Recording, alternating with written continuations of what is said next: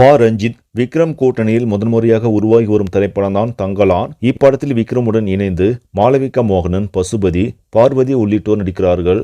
பெரிய எதிர்பார்ப்பில் உருவாகி வரும் இப்படம் விரைவில் வெளியாக உள்ளது. இந்த ஆண்டு பொங்கல் பண்டிகை அன்றே வெளியாக இருந்த இப்படம் திடீரென தள்ளி போனது.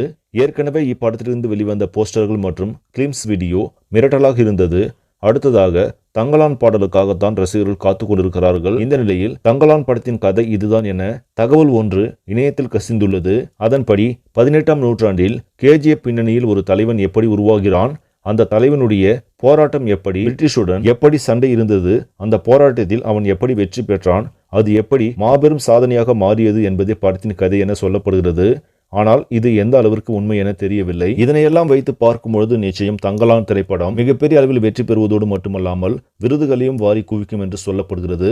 சரி நம்பளே இந்த செய்தி உங்களுக்கு பிடிச்சிருந்தால் லைக் பண்ணுங்க, ஷேர் பண்ணுங்க, மறக்காம நியூஸ் தமிழ் சேனலை சப்ஸ்கிரைப் பண்ணுங்க. அடுத்த வீடியோவில் சந்திக்கலாம். நன்றி.